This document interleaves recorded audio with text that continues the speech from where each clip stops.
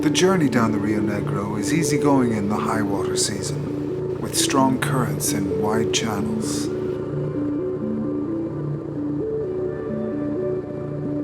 There are no roads to Barcelos. Public ferries are the only way to transport merchandise or for locals to travel to Manaus.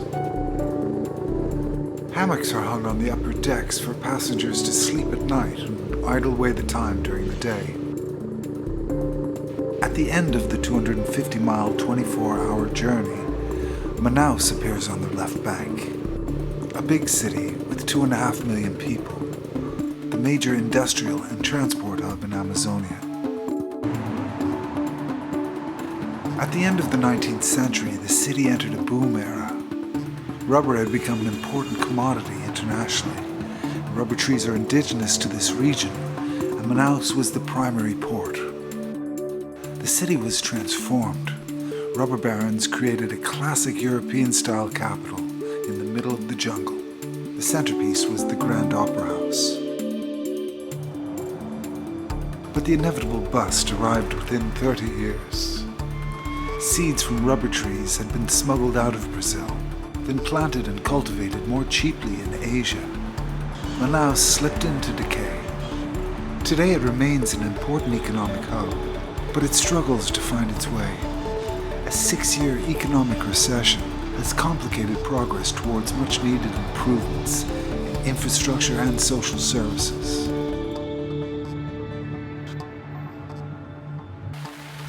The Barcelos ferry arrives at a small port just outside the city center.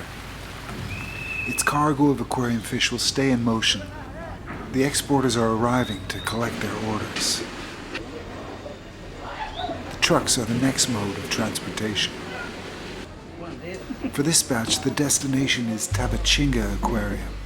They're located about 80 kilometers outside the city, where the forest thickens and the water is clean from contaminants. It's one of the largest and longest operating exporters in Manaus. Eu já trabalho com peixes ornamentais uma faixa de 50, 60 anos. Eu comecei a trabalhar em Tabatinga com meu pai, eu tinha 10 anos, 12 anos naquela época. Não, essa água aqui é diferente do Rio Negro. A do Rio Negro a temperatura é alta, mas quando ele chega aqui, nós só fazemos acrescentar um pouco da nossa. No segundo dia, no terceiro dia já vai normal. Que aí ele se aclimata bem. Se tu mudar total, ele vai sentir o choque térmico. Aí ele vai sentir, vai adoecer, morre, né? E quando o peixe aqui, a gente faz tratamento em cima, né? 2, 3 dias com remédio, com tetracicline, põe um pouquinho de sal. Depois é que a gente põe para as redes. Aí ele passa aqui, tem peixe que passa 1 mês, 12 meses se alimentando, para depois a gente classificar por tamanho para exportar. Então não tem como você perder, porque já sai todo sadiozinho, todo tratado. Né? Eu tenho cliente dos Estados Unidos, tenho cliente da Europa, tenho cliente da Ásia, né? Tenho cliente do Japão. Né? Manaus has a few dozen exporters, of varying sizes and capabilities. One small business is located on the ground floor of an office building, not far from the city center. Nossa empresa é pequena, né? Ao contrário de outras empresas locais daqui que são bem grandes. A gente tenta oferecer um produto um pouco diferente, com uma diversidade de peixe diferente do que é oferecido normalmente no mercado. Aqui a gente tem um componente acadêmico, científico. Então a gente trabalha também com pesquisas, seja monitorando as áreas que a gente pesca ou que os pescadores também capturam os peixes para vender para a gente.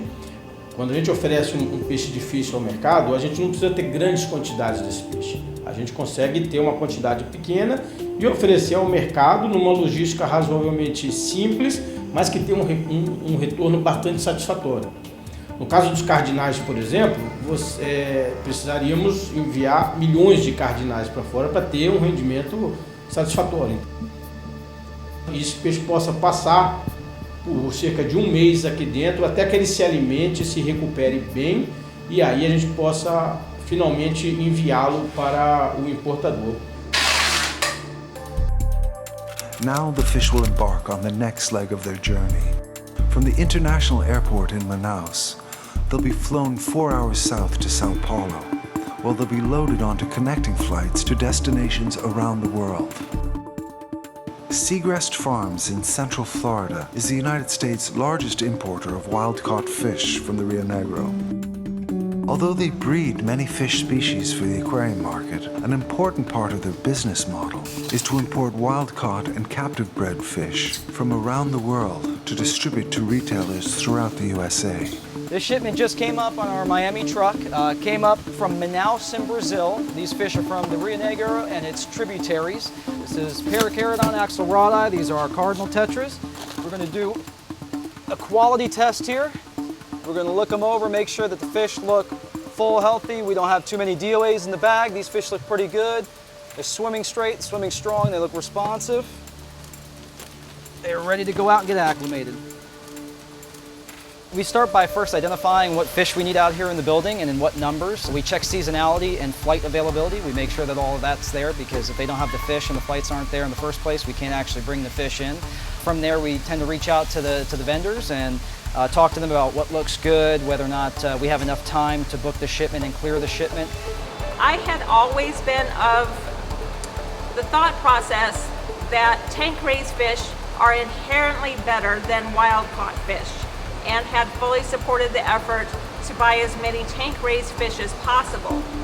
I had the stark realization that when we change from wild-caught fish to farm-raised fish, we are directly affecting the livelihoods of the people that collect ornamental fish. We source wild-collected fish not only from the Amazon, from Manaus, fish collected from Peru, from Ecuador, from Africa, from Congo, from Nigeria, wild collected fish from the Indo-Pacific Triangle. I am very much in support of maintaining those supply lanes. Well, we decided to get as involved with conservation as we possibly could. And by reinvesting our money into the pockets of the fishermen there, it's keeping them out of getting into work like deforestation, mining.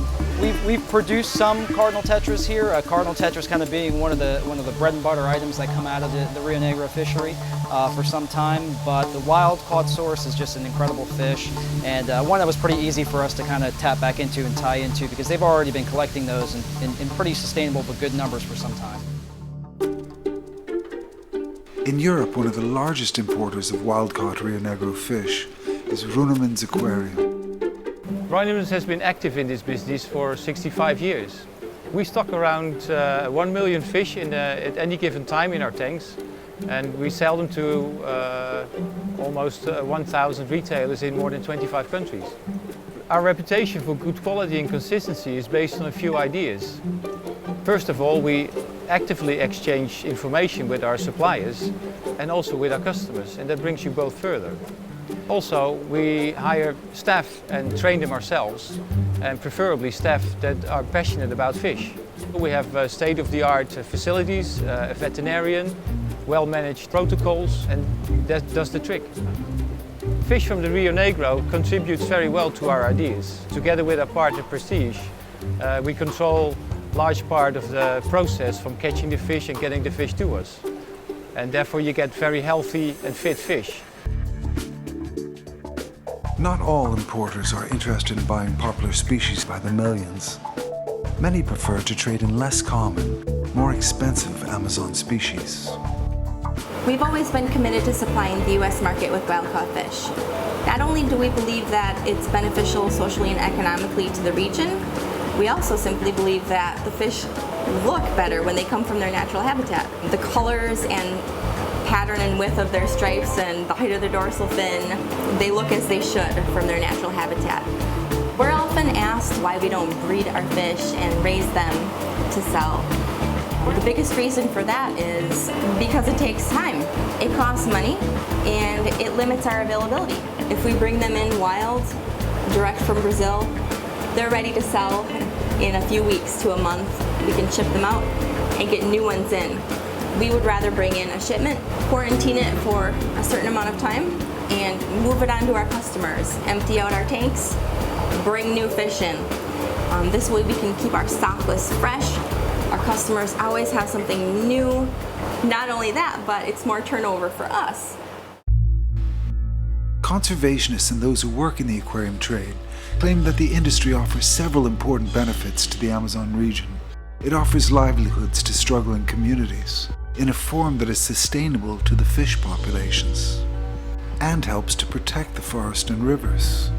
The fish that are traded helps connect hobbyists to the natural world and inspires them to protect aquatic habitats. Perfect. But sounds too good to be true? Well, you may be partially right. The fact is, the aquarium trade on the Rio Negro has virtually collapsed over the last 15 years. Many piaberos have left the business, and exports are a fraction of what they once were.